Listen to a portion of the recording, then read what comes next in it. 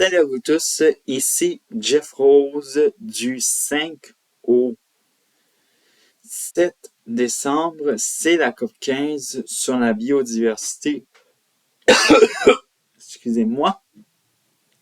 Au Palais des Congrès à Montréal, au Canada. Vous en avez sûrement entendu parler, que vous soyez au Canada ou ailleurs dans le monde. Évidemment, c'est un très grand rendez-vous, même si, selon Stephen Guilbeault, le ministre de l'Environnement et des changements climatiques, c'est un peu le parent pauvre de toutes les COP que l'ONU a organisées. Alors donc, au total, pour cette COP 15 sur la biodiversité, 22 objectifs sont à adopter et malheureusement, les objectifs avancent de manière à pas de tortue en tant que telle. Évidemment, sur une note de 22, on peut par exemple en compter sur nos doigts. Au total, 4 ont été adoptés. Je pense qu'on appelle ça une COP qui est assez contre-productive. Mais évidemment, si elle aurait été productive de manière comme à peu près pas comme toutes les autres, mais je pense que évidemment on peut dire que avec un tel rythme de même, on peut dire que la COP 15 sur la biodiversité à Montréal est un échec. Et bien sûr, peut-être la prochaine sera aussi un échec. Bref. Mais évidemment, le fait marquant de cette COP 15 sur la biodiversité, c'est un peu aussi le fait de la présence, de l'énorme présence des Autochtones. Bon, vous savez, nous sommes au Canada et peut-être que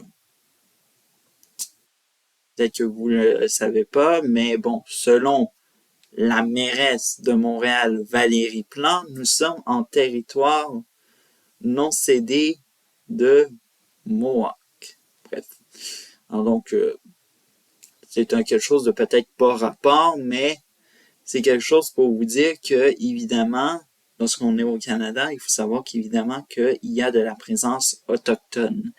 Et partout au Canada, c'est un peu la goutte qui fait déborder le vase et c'était le moment de se faire entendre. Et ils ont eu raison. On peut prendre par exemple les premiers jours de cette COP, même presque le tout début,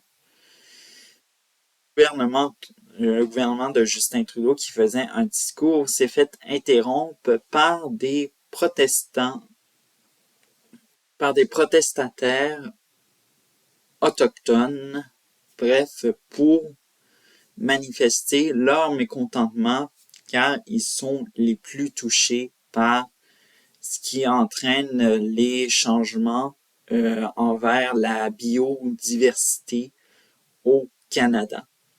Et bien sûr, pour un premier ministre, si on se souvient très bien de son visage face à ces manifestants autochtones qui ont réussi à s'infiltrer dans le palais des congrès pour se rendre jusqu'à lui, on sentait que Justin Trudeau n'avait pas un visage productif, vérité, réconciliation. C'était plus un visage contre-productif, pas très gauchiste, on pourrait dire.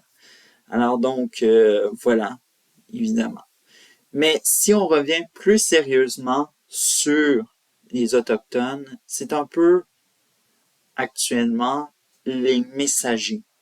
Et bien sûr aussi un peu les lanceurs d'alerte sur la façon qu'on devrait avoir sur notre relation envers la biodiversité. Et quand on parle de biodiversité, on parle d'animaux et de plantes. Bref, tout ça. Mais aussi, cette relation animaux-plantes que devrait avoir l'humain, les Autochtones l'avaient bien avant que les Européens arrivent. Bref. Et ce sont des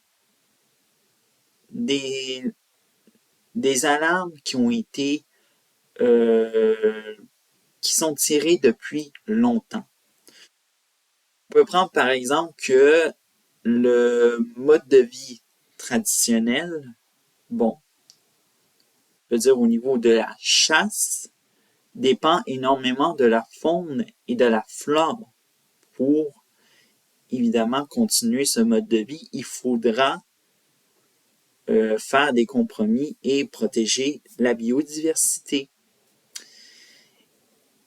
Mais aussi, un tout autre exemple, et ça c'est le dernier, il faudra d'abord protéger, il faut d'abord collaborer par exemple avec eux pour protéger des espèces. On a par exemple le caribou.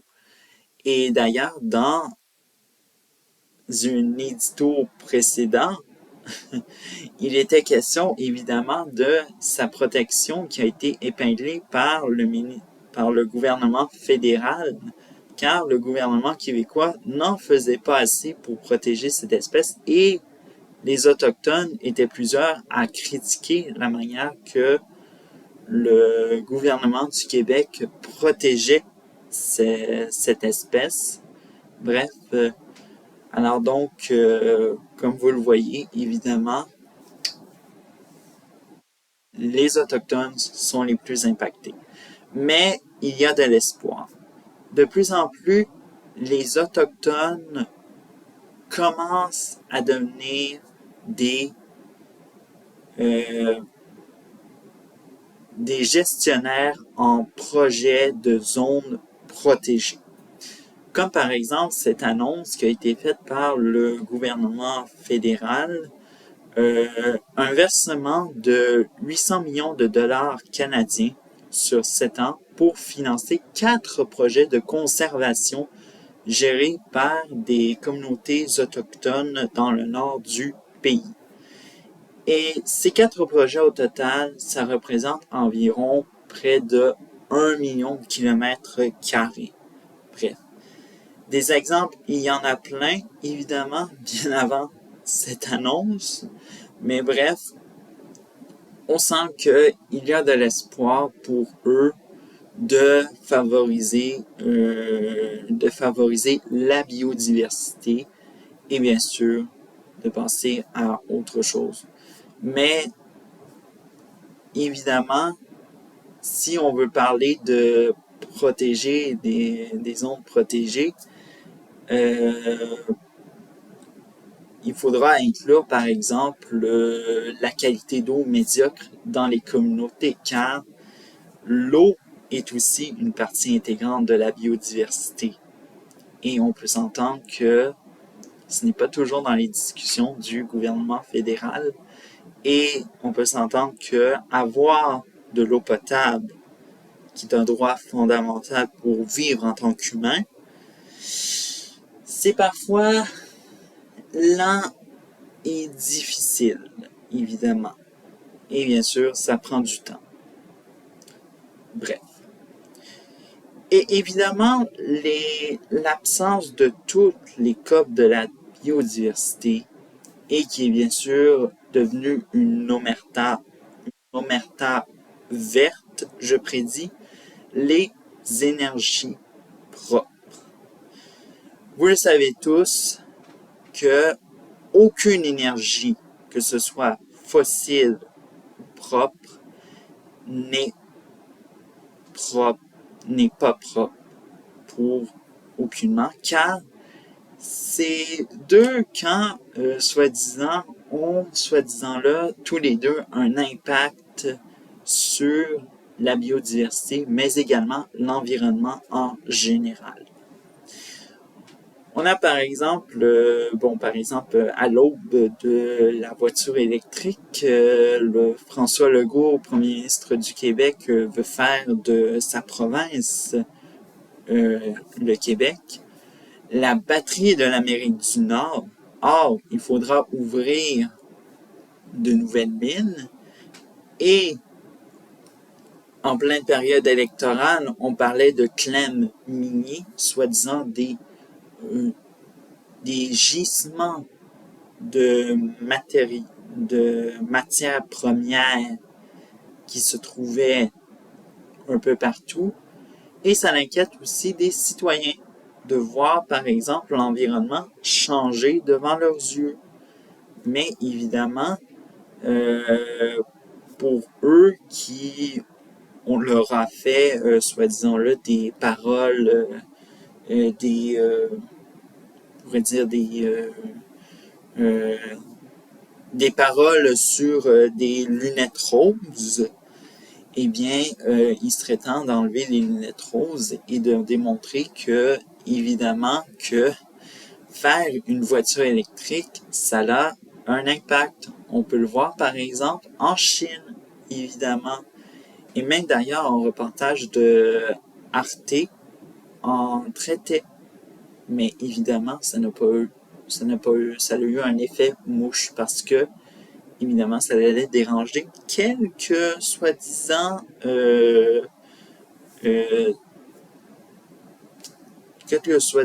une partie de la société qui ne valide pas qu'on critique les énergies propres de manière négative. Autre chose, évidemment, que, par exemple, on va prendre le Québec, évidemment, qui est un petit peu géant là-dedans, l'hydroélectricité. Alors donc, il faut savoir que, évidemment, le Québec compte beaucoup de barrages à travers la province. C'est évidemment le type d'électricité le principal pour s'alimenter dans la province. Mais évidemment, lorsqu'on parle de barrages, et évidemment, François Legault, deuxième mandat, veut développer de nouveaux barrages, bien, c'est beau de faire de l'électricité. On peut s'entendre que ce n'est pas construit de manière propre. Hein? Prenons par exemple un type de barrage qui a fait beaucoup couler d'encre au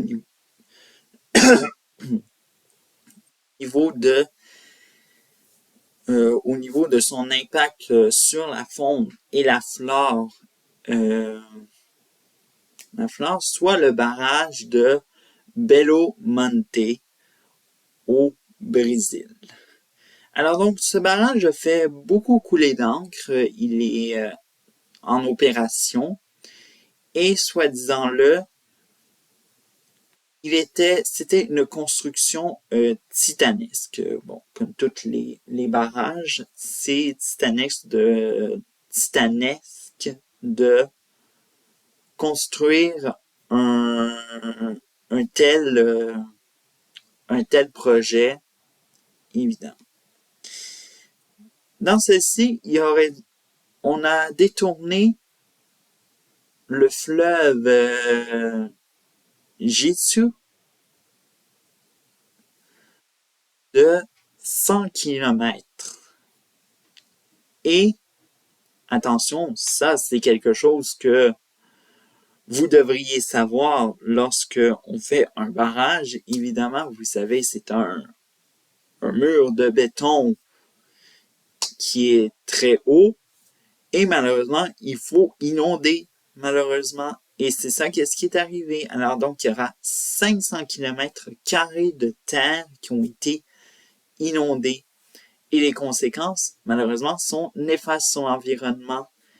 Et évidemment, son impact a eu les conditions de vie sont devenues difficiles, évidemment, pour les peuples indigènes qui peuplent le Brésil. Donc, vous voyez, c'est une des preuves, évidemment, que il faut être prudent, que ce soit dans soi-disant les énergies propres et ne pas regarder ça avec des lunettes roses. Mais évidemment, cette COP15 nous a appris que il faut laisser de plus en plus parler les Autochtones, qu'ils viennent du Canada, des États-Unis ou du reste de l'Amérique. Il faut les écouter car ce sont eux actuellement comme je l'ai dit, sur le continent de l'Amérique du Nord et de l'Amérique du Sud qui subit le plus les impacts environnementaux.